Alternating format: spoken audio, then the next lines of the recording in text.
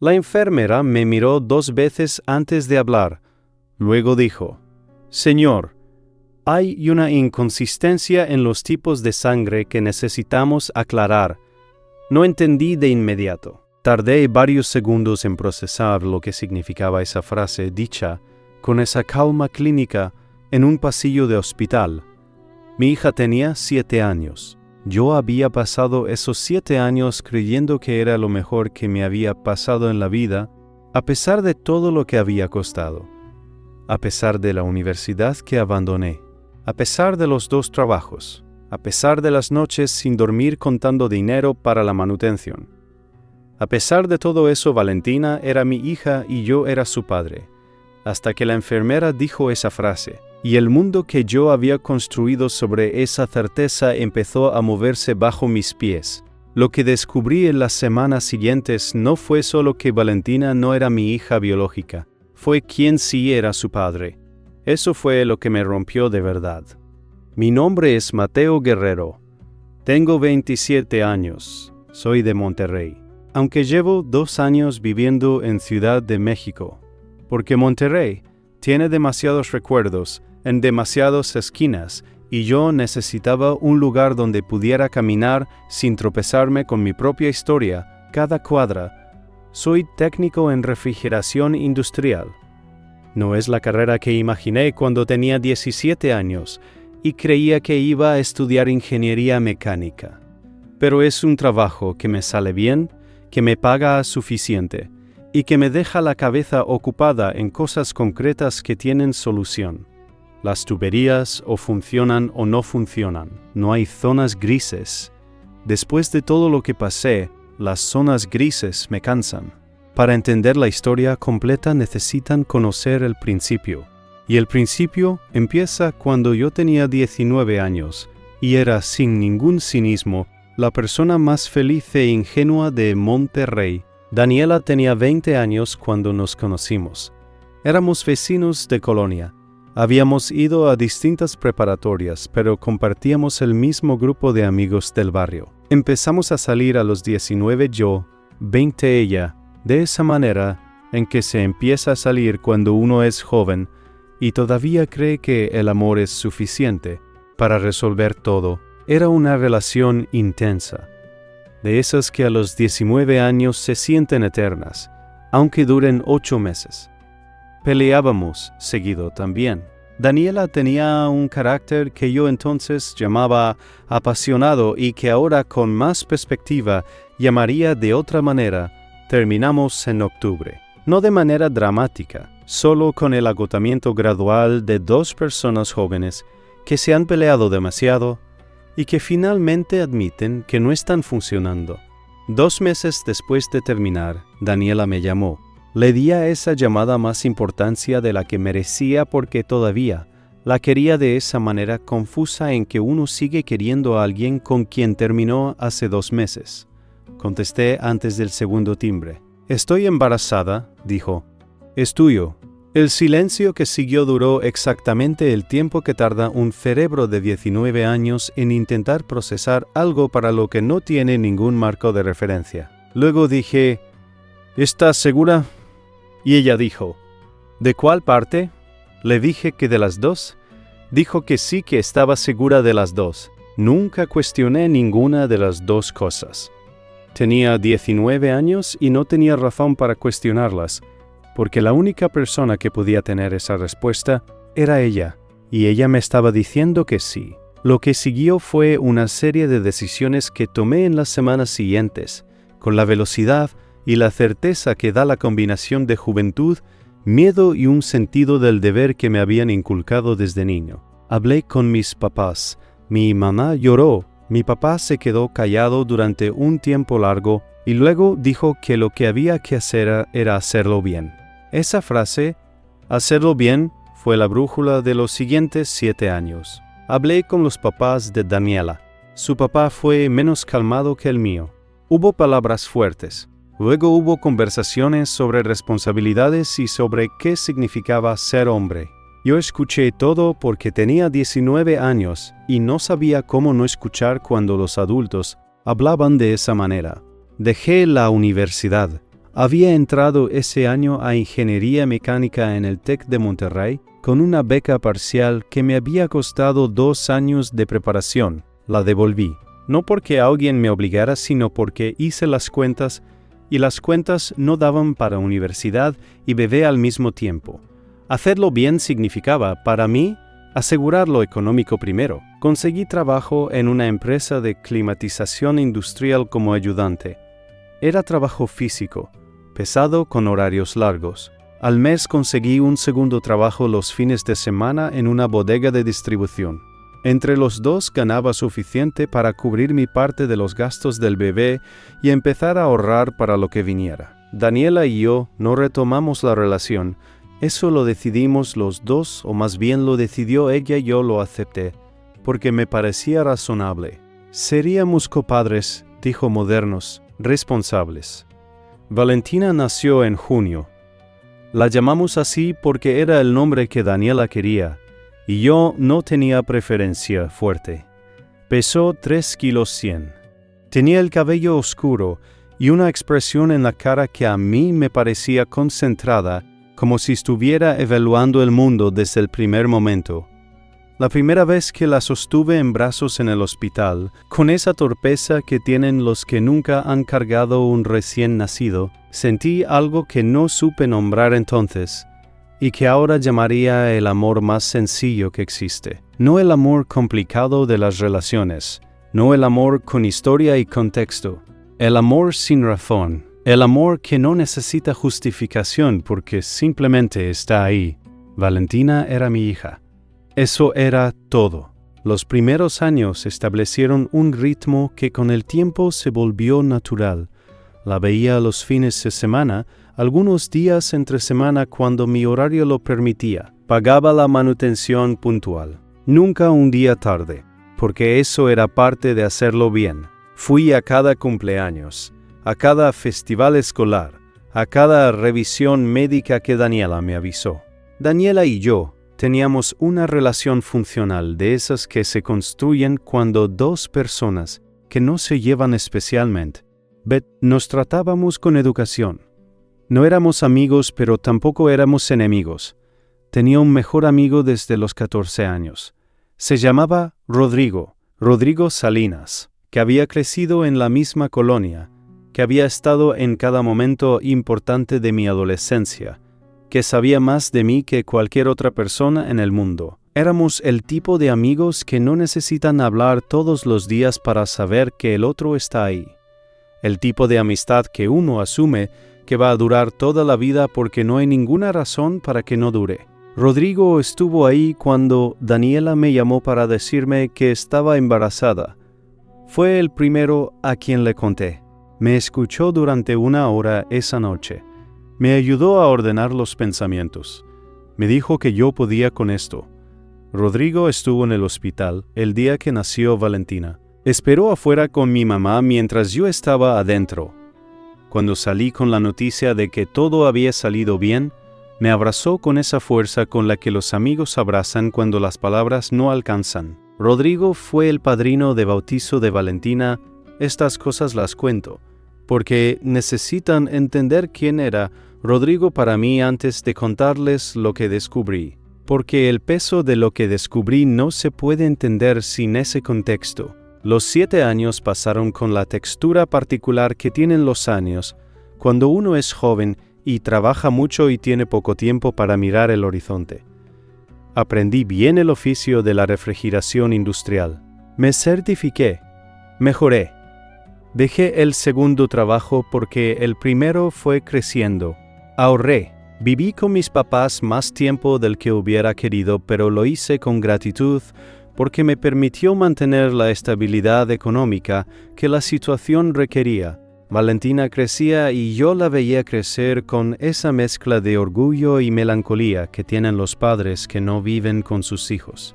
Cada vez que la recogía el viernes y la dejaba el domingo, había algo nuevo, una palabra nueva, un interés nuevo, una pregunta que no había hecho la semana anterior. Era una niña curiosa, con esa tendencia a hacer preguntas que incomodan a los adultos porque van directo al centro de las cosas. Un viernes de marzo del año en que ella tenía 7 años, Daniela me llamó para decirme que Valentina tenía fiebre alta y que la iban a llevar al hospital para descartar una infección. Me preguntó si podía ir. Fui de inmediato. No era nada grave. Resultó ser una infección de vías urinarias relativamente común en niñas de esa edad. La trataron con antibióticos y la mandaron a casa al día siguiente. Pero en el proceso de los análisis de ingreso, en esa cadena de procedimientos rutinarios que los hospitales hacen de manera automática, algo apareció. La enfermera me encontró en el pasillo cuando yo volvía de la cafetería con un café que no había tomado.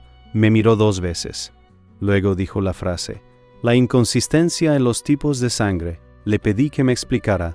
Me explicó con la paciencia de alguien acostumbrado a dar noticias difíciles de manera técnica que el tipo de sangre de Valentina no era biológicamente compatible con el mío en los términos en que debería serlo si yo fuera su padre biológico, que eso no significaba necesariamente nada definitivo, porque los tipos de sangre tienen variaciones y excepciones, pero que era una inconsistencia que, si yo quería, podía verificarse con una prueba más específica. Escuché todo eso con la misma calma clínica con la que ella lo decía. Luego fui al baño del hospital, cerré la puerta del cubículo y me senté en el piso con la espalda contra la pared durante no sé cuánto tiempo. No lloré, todavía no. El llanto vino después.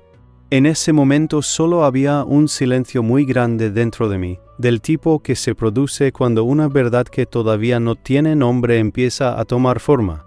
Pedí la prueba de ADN al día siguiente. No le dije nada a Daniela de inmediato. No por estrategia, sino porque no sabía cómo decirlo sin haber confirmado nada todavía. Actué con normalidad durante los días que tardaron los resultados. Recogí a Valentina el viernes como siempre. La llevé al parque. Le compré los tacos de canasta que le gustaban. La escuché hablar de su maestra y de una pelea con su mejor amiga en el recreo. La observé de una manera nueva y terrible, buscando en su cara algo de mí, algo que hubiera visto siempre sin necesidad de buscarlo, y que ahora con la duda instalada no podía encontrar con la misma certeza de antes. Los resultados llegaron un jueves. El porcentaje de compatibilidad biológica entre Valentina y yo era del 0%. 0. Me quedé mirando ese número durante mucho tiempo. El número no cambiaba. Los números no cambian por cuánto tiempo los mires. Llamé a Daniela esa misma tarde y le pedí que nos reuniéramos. Le dije que era urgente. Ella preguntó si Valentina estaba bien. Le dije que Valentina estaba bien, que era otra cosa. Nos reunimos en un café cerca de su casa. Llegué antes, pedí agua, esperé. Daniela llegó con esa expresión de quien no sabe qué esperar, pero intuye que no es bueno. Se sentó, me miró. Saqué el sobre con los resultados. Lo puse sobre la mesa. ¿Sabes qué es esto?, pregunté. Ella miró el sobre sin tocarlo. Su cara no cambió de la manera en que cambia la cara de alguien que no sabe lo que hay adentro. Cambió de la manera en que cambia la cara de alguien que ya sabe y está calculando qué decir. Ese momento me lo confirmó todo antes de que ella abriera la boca. Mateo empezó. Silencio. Daniela. Lo sabías desde el principio. El silencio que siguió fue más largo. Y luego, sin mirarme, dijo que sí. Eso fue todo. Sí. Una sola palabra que contenía 7 años. No grité. Físicamente no podía gritar porque algo en mi garganta se había cerrado de una manera que hacía el sonido imposible. Le pregunté, con una voz que yo mismo no reconocía, ¿por qué? Me dijo que cuando quedó embarazada no estaba segura de quién era el padre, que había tomado la decisión de decirme que era mío porque la otra opción era más complicada, que pensó que con el tiempo ya no importaría. 7 años de mi vida resumidos en esa frase. Le pregunté quién era el padre biológico. Daniela me miró por primera vez desde que se había sentado y dijo un nombre que yo conocía desde los 14 años. Rodrigo, el café en el que estábamos sentados siguió existiendo exactamente igual que antes. Las personas en las otras mesas siguieron hablando. El mesero siguió atendiendo. El mundo no se detuvo porque yo no podía respirar. Rodrigo, mi mejor amigo desde los 14 años, el que me escuchó esa noche, el que estuvo en el hospital, el padrino de bautizo de su propia hija, sin que yo lo supiera, sin que aparentemente le importara saberlo o reconocerlo. Le pregunté a Daniela si Rodrigo lo sabía. Dijo que sí, que siempre lo había sabido. Salí del café sin terminar el agua. Caminé durante mucho tiempo. No sé exactamente cuánto tiempo ni exactamente por dónde. Sé que cuando paré estaba en un parque que no era el parque al que iba normalmente, y que el sol ya estaba bajo. Llamé a Rodrigo. Contestó al segundo timbre con esa naturalidad de siempre, con ese tono de quien no tiene nada que ocultar porque ha ocultado las cosas tan bien durante tanto tiempo que ya no le pesan. Le pregunté si sabía por qué lo estaba llamando. Hubo una pausa. Habló Daniela. Eso fue suficiente. No lo insulté, no le grité.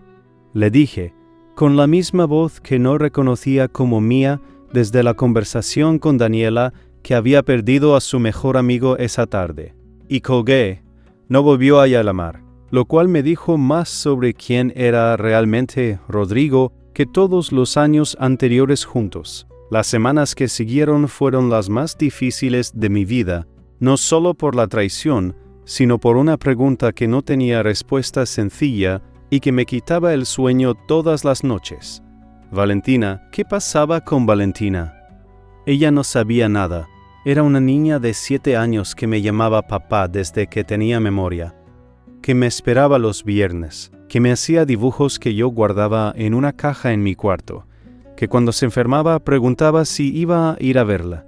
El hecho biológico era uno, la realidad vivida era otro. Consulté con un abogado. Me explicó los aspectos legales con esa frialdad que tienen los abogados cuando presentan opciones que no son frías para quien las está escuchando. Podía impugnar la paternidad, podía dejar de pagar la manutención legalmente, podía, en términos jurídicos, desvincularse completamente. Escuché todo eso y luego le dije que quería pensar. Pensé durante semanas. Hablé con mi mamá, que lloró de maneras distintas en momentos distintos de la conversación. Hablé con un psicólogo que me ayudó a separar las capas de lo que estaba sintiendo porque había demasiadas capas para manejarlas solo. La traición de Daniela era una capa. La traición de Rodrigo era otra capa, más difícil, más profunda, con raíces en 14 años de historia compartida, el dinero, el tiempo, la universidad, los 2 trabajos, todo eso era otra capa. Y luego estaba Valentina, que era la capa más complicada de todas, porque Valentina no había hecho nada. Valentina era una niña de 7 años que me llamaba papá y que no tenía ninguna responsabilidad en nada de lo que había pasado. Tomé una decisión. No fue una decisión rápida ni una decisión que viniera de la emoción, Fue una decisión que construí despacio, con la ayuda del psicólogo y de mi mamá, y de mucho tiempo en silencio, pensando en qué tipo de persona quería ser cuando todo esto terminara. Decidí seguir siendo el padre de Valentina, no el padre biológico que no era, sino el padre que había sido durante 7 años, el que estaba el viernes, el que iba a los festivales, el que guardaba los dibujos. Eso sí tenía una condición, una sola. Valentina, cuando tuviera la edad adecuada, tendría que saber la verdad. No ahora, no a los 7 años, pero cuando fuera el momento correcto, ella tendría que saber quién era su padre biológico y qué había pasado. No porque yo quisiera hacerle daño, sino porque nadie merece vivir sobre una mentira. Yo lo sabía mejor que nadie. Se lo dije a Daniela en una segunda reunión, también en un café, también con agua que no tomé.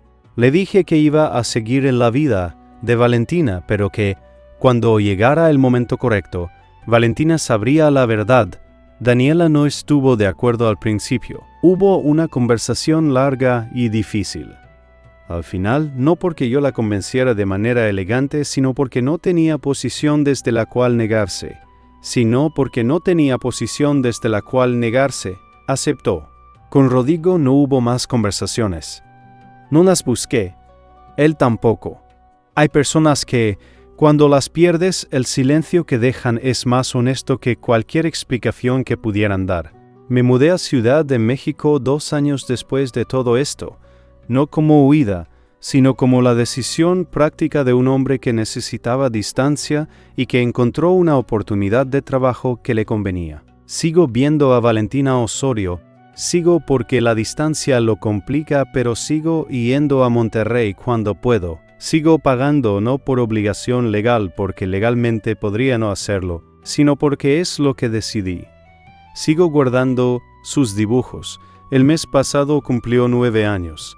Fui a su cumpleaños. Daniela y yo nos tratamos con la educación forzada de 2 personas que comparten algo enorme y que han elegido no destruirlo, por lo que se deben el uno al otro.